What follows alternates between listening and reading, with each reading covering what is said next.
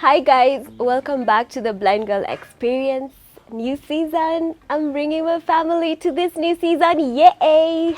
So today I brought my sister, the one I've been talking about, the one and only from my mother. So she's going to introduce herself and tell us what she wants us to know about herself, and then we'll get on from there.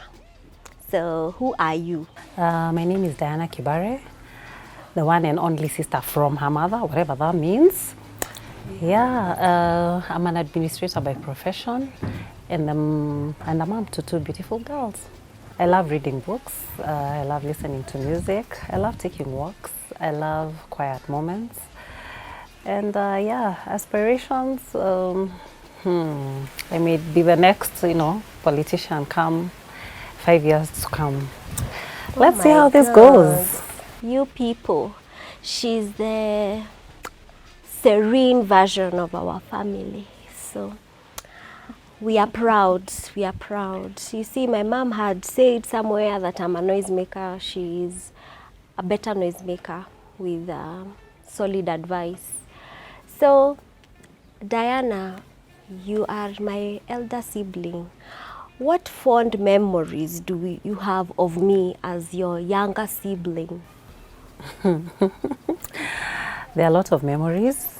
a lot. Hey, us having this big age gap, she practically used to follow me everywhere. So we used to hang out a lot. And I think we used to spend most of our times together. So we'd save money, kick our money boxes to go buy some fries, some nice things. We used to enjoy that a lot. And as we grew up, we'd enjoy tea time together, catch-up time, gossip time.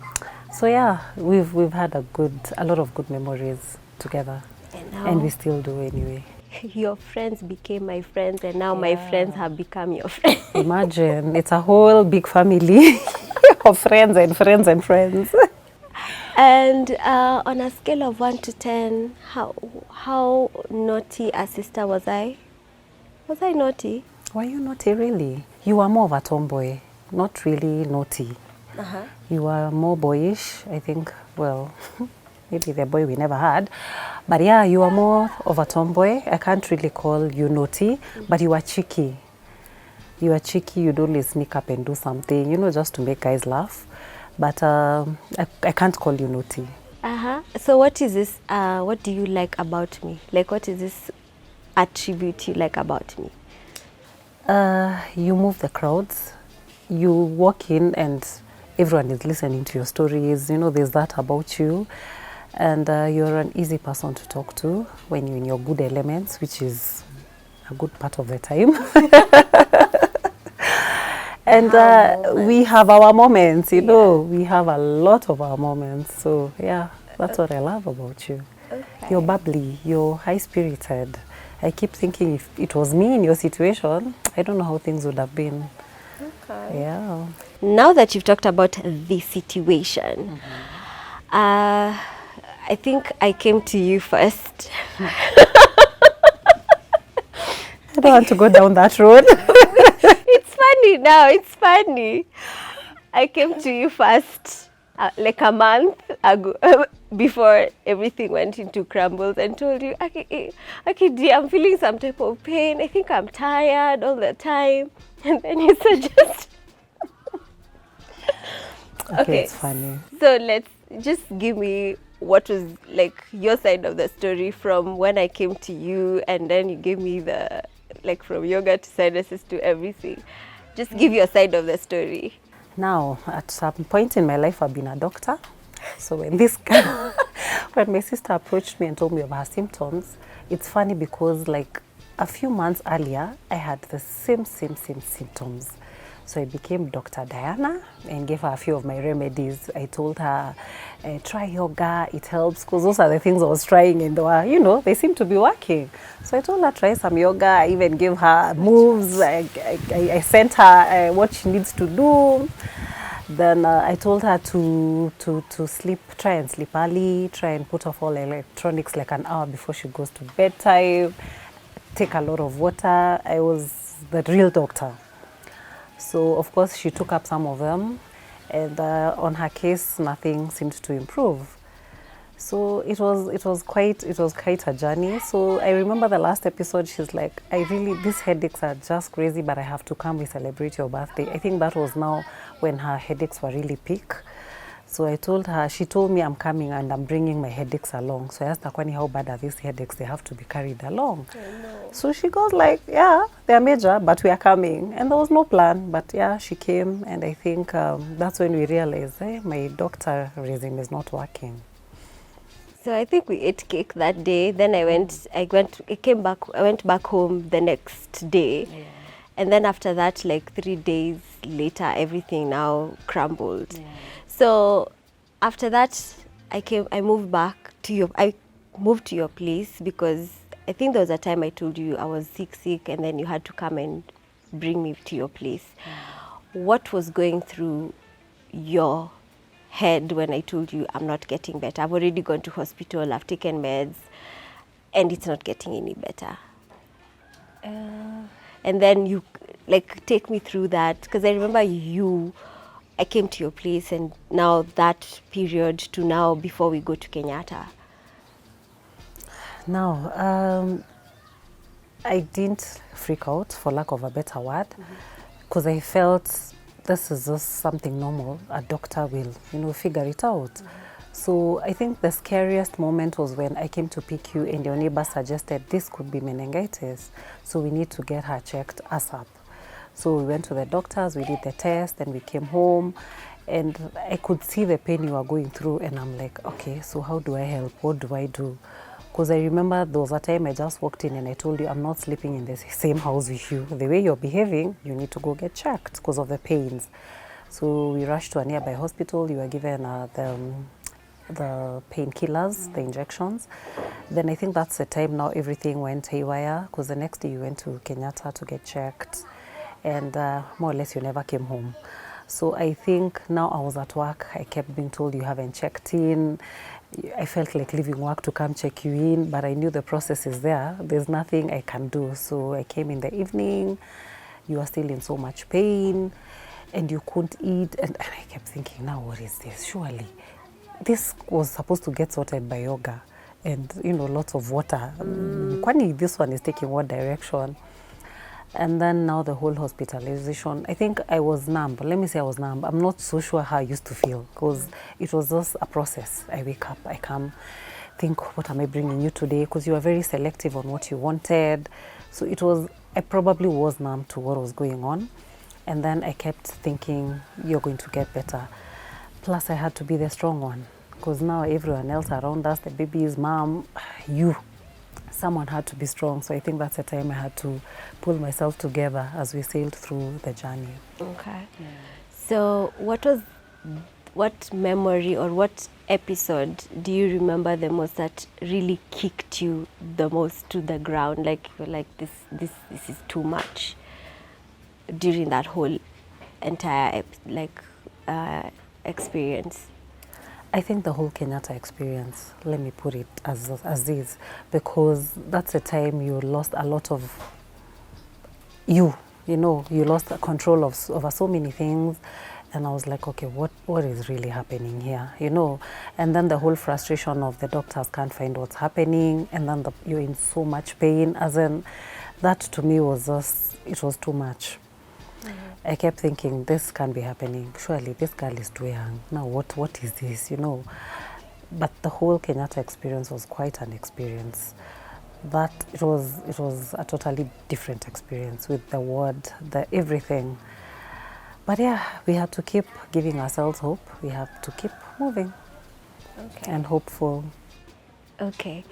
So what did you feel, or what was your feeling when now after Kenyatta I started now telling you that I feel like my eyesight is fading? What did you feel? What were you feeling at that point in time? It was confusing. I'm like, what do you mean your eyesight is fading? It has to come back somehow. It's just a point in your life that something is not happening right. Things will get better. Then I think as the days went by and you seemed so strong, I had to start now thinking, okay, if she feels that her sight is really going and she's this strong, surely I have to be her support. Because if I give any contrary opinion or feeling, it might take you back to, you know, something that I don't want us to go back to. So I think at that point is when I had to switch to a support system. Okay. Yeah. Did you feel you needed to, like, you needed to, is there a point you cried? Of course I had my moments. I had moments I felt like I was going to go berserk, you know. And I've had those moments of this can't be happening, how will I deal with this, I can't take, what is this, you know. I had those moments, so I had to find ways of just debriefing. And yeah, and your spirits, I kept telling you, your spirits made us strong for some reason. Okay. You're the one who actually gave us a strength, because you had so much strength, we didn't, our options were limited. If you're this strong, what options do we have, you know? So yeah. So what, the day I came and told you, dear, I need to move in with you because I don't think my sight is coming back, and now I don't think I'll be able to cope living alone. What happened to you at that point in time? It's funny because I'm actually the one who suggested first, but I don't think I'd ever thought through this. No, I suggested, I told him, no, you look, I mean, how are you surviving? Yeah. You keep telling me you're not seeing well, so how are you cooking? I told you, come for a few days before your things get back to normal. But I don't think I'd like really sat through it. So now when the day came, I think I had like some butterflies. I asked myself so many questions. How?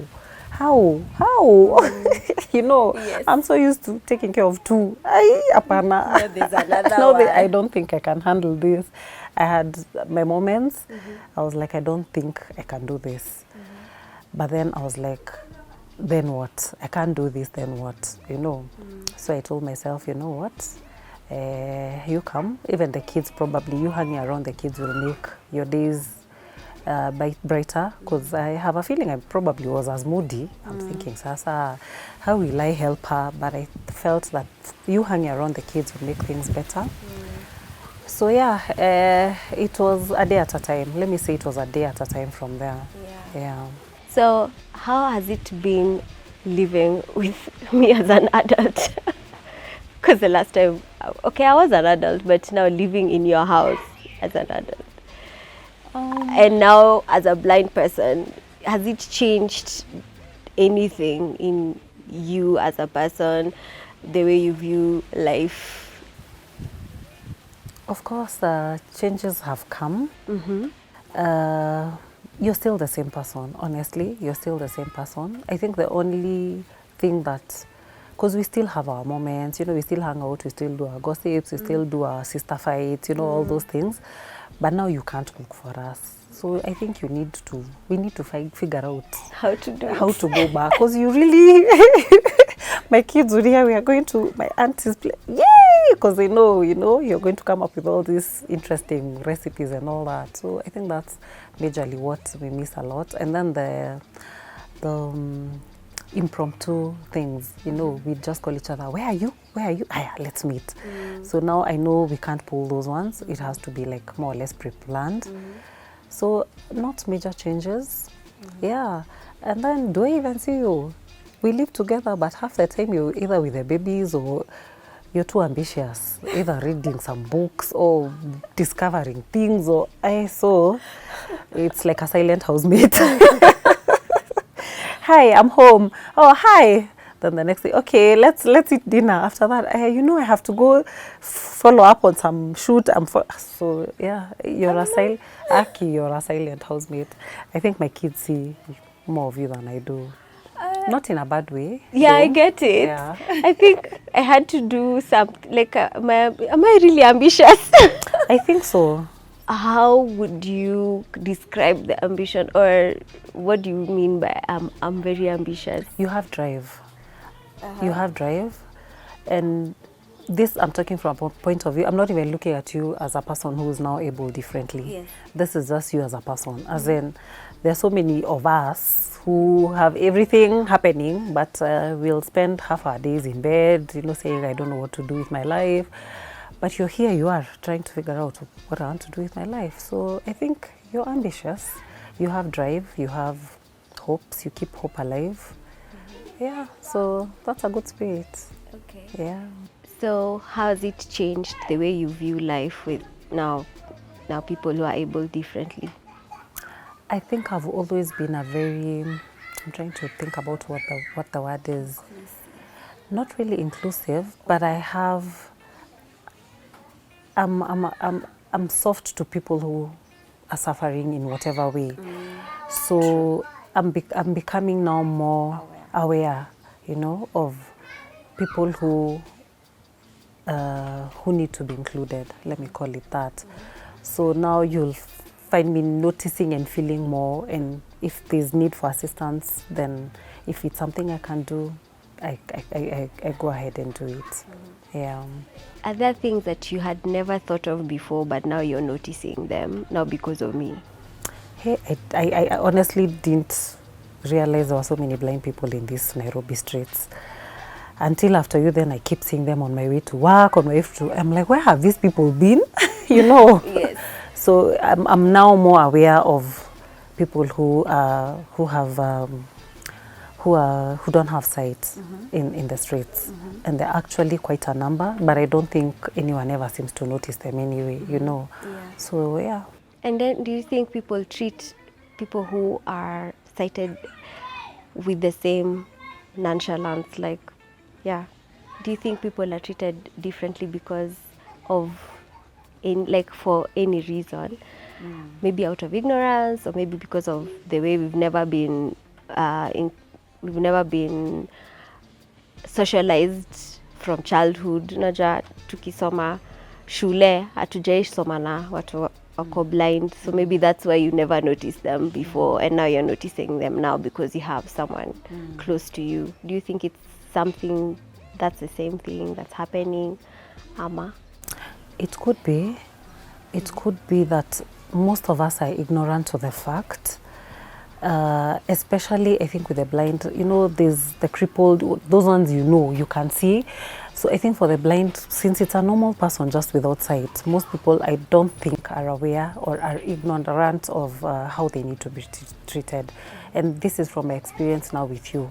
We've gone to places and treatment is either the same or worse, So I think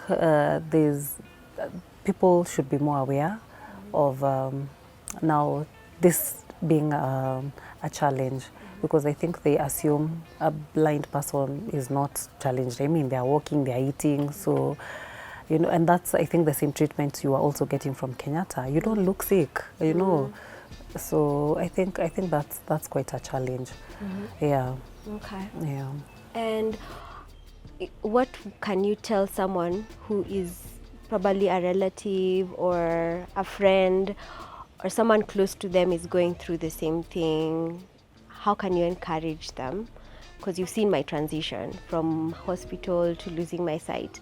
How can you encourage them in this sort of transition? How can you encourage those people who are going through the same thing? Support. I think anyone who is going through a moment of whatever, either a transition through sickness or whatever moment it is, really, really need support. I've seen a lot of your friends, give you that support, and some family members, and I think that has also played a role in the kind of, person you've become now, because it's been quite a transition, and you're becoming more and more independent. I guess that's from the love, all the love around, and treat them as normal people. They're normal people with feelings, they're normal people, they're human. So let's not forget that. Let's be kind, let's be human, let's give the support that they need. Okay. Yeah. What is, can you name at least 2 things you've learned now from me that you didn't know before about people living with visual impairment? That there are actually no schools in this Nairobi or this Kenya that really caters for adult blind people, you know. It still wants you to go through the whole system of school, braille, go to class and teach or something, but it doesn't, there's a gap. We need that whole thing that will help you actually just transform. If you are in a business, continue with your business as usual. So I think there's a major gap in that section. And when it comes to all the other maybe assistive devices, maybe that also comes in as a gap. And clearly our infrastructure is quite an issue, because moving from point A to B now is quite a challenge, you know. But if the infrastructure in our country was a bit better, you could easily move from one point to another flawlessly. And what would be a fear that you have, for example, for me? What is a fear that you have? I think I'm the most fearful person. It's okay. Every time you get into the kitchen and you want to cook, I'm like, hey, wait, what do you want? Can I do it for you? Yeah, I'm like, but I can. I'm like, so I still want to let you be, but I still fear that, hey, clearly you may burn your dress, you know, all those things. Mm-hmm. But I think I still have to give you that space to just transition, you know. Yeah, so of course all those fears are there. You may fall, you know, all those fears. But I think the fears can only be overcome by, you know, letting you be. Okay. Yeah. No, so, and for a parent, probably who is having a child who is visually impaired, what advice can you give to that parent? I think same advice. Let them have their space to, because they're human.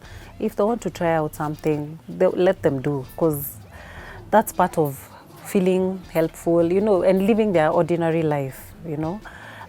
Keep supporting them, keep encouraging them, keep praying for them, you know, be their support system, be their go-to person. It gets easier with time. No. Yeah. Do you think I've changed? No, the noise is still the same. The love for life is still the same. So no, I don't think so. Okay. Yeah. And do you think you still love the good things in life?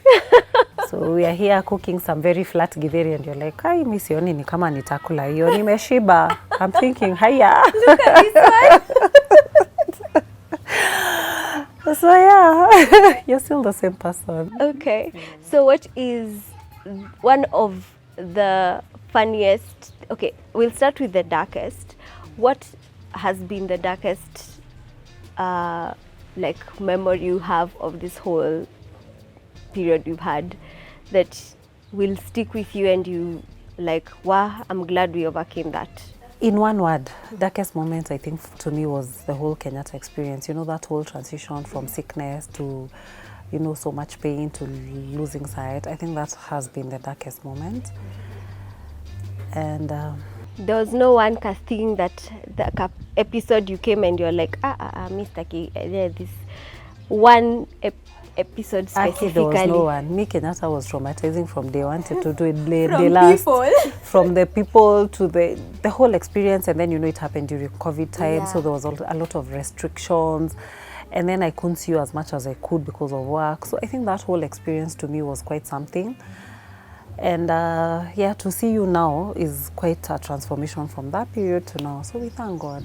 And what is a funny experience you remember that has happened either after or during that we can now laugh about? So you have a love for avocados, my friend. This girl, you'd visit her in hospital, in the middle of pain, she would hear avocados, her pain would subside.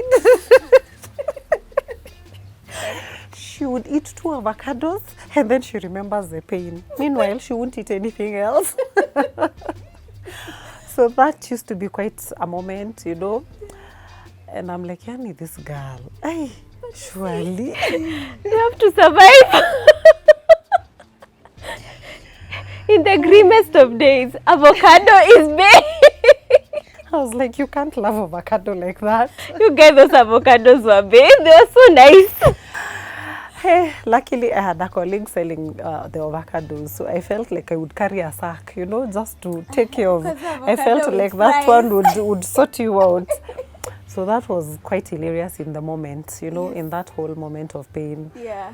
You'd survive the avocado moment, then we go back to pain after the avocado. Yeah. So yeah, that was quite funny. So anytime I see all these memes about avocados, I'm like, should know the queen of of it all. Cool.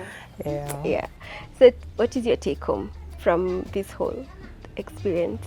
I think we need to be more aware, more kind, more kind. Clearly, this is something, sickness, misfortune is something that can happen to anyone, you know. So let's take time to be kind. Today it's me, tomorrow it's you, tomorrow is, you know, someone you know. So yeah, kindly, people leave, friends leave, family leaves. But I think they forget it can also happen to them, you know. And we've lost so many people. Exactly. And let's be human, you know. Let's be human. These people going through all these things are, as human, all they need is a love, support, and the friendships that were there before. Yeah. And with that kind of support and friendship, it gets easier because they also have hope to live tomorrow and to live another day.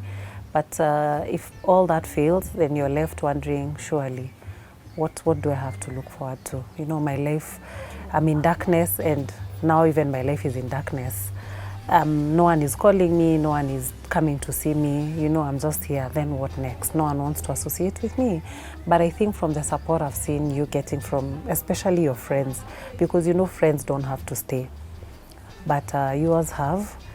And it honestly melts and warms my heart, because I think the you that you are today is because of those people that have helped you through this journey.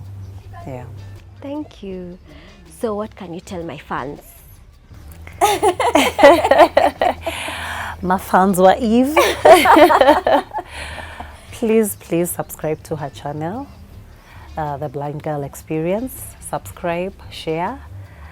Support her, because she's trying to bring out the experiences that she's going through, so that anyone else going through the same, and someone who knows someone who is going through the same, can be able to support. Let it reach to a point where it gets to policy making. We can take care of people who are blind in terms of infrastructure and everything else that's happening in our country. Let's move towards making it a better change. Yeah, support her, give her the love.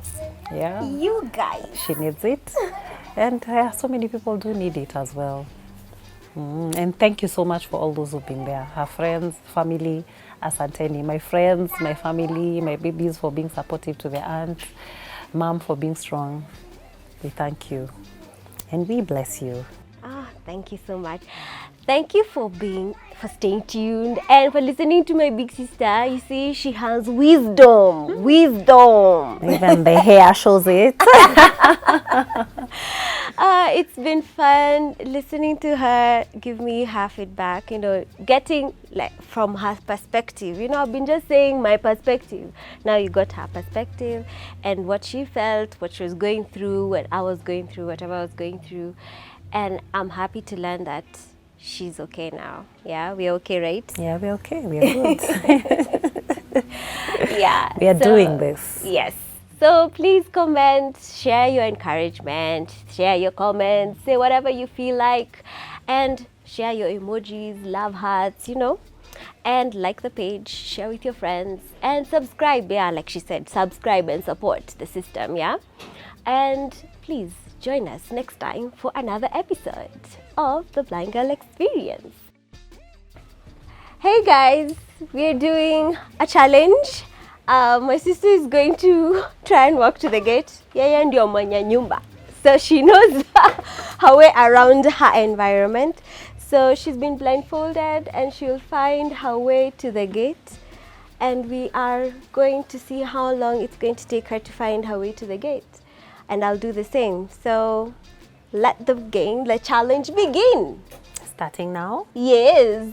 Hi, me, I see you doing this. I will follow what you do. Jesus, where was I? Tembea na Yesu, amen. Oops. Oops.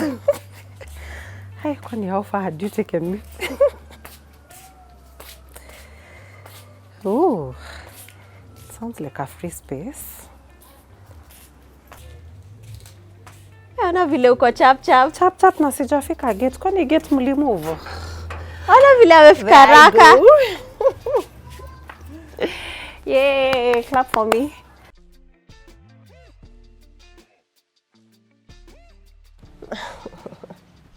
This one has weird. How was weird? Hands are stretched out.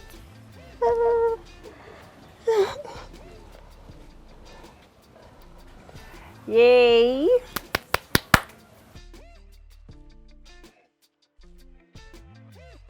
So, how did you like the challenge? Hey, it was tricky, a bit difficult and scary. So, what was scary about it? I don't know where I'm going. I don't know what I'm going to bump into.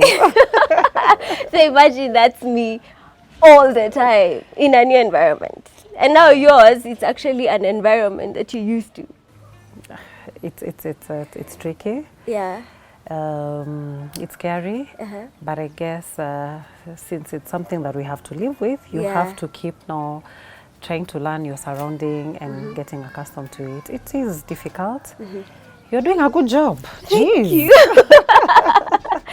So guys, like we said, this is the challenge to just help people to understand that we are just trying to live life, you know, just trying to take it a day at a time. And these challenges are not really just to downplay our lives. It's just also to make it interesting and also to create awareness and ask for kindness, you know, treat each other with kindness, because tunajaribu tu, we are all just trying to live this day a day at a time, all of us, you know.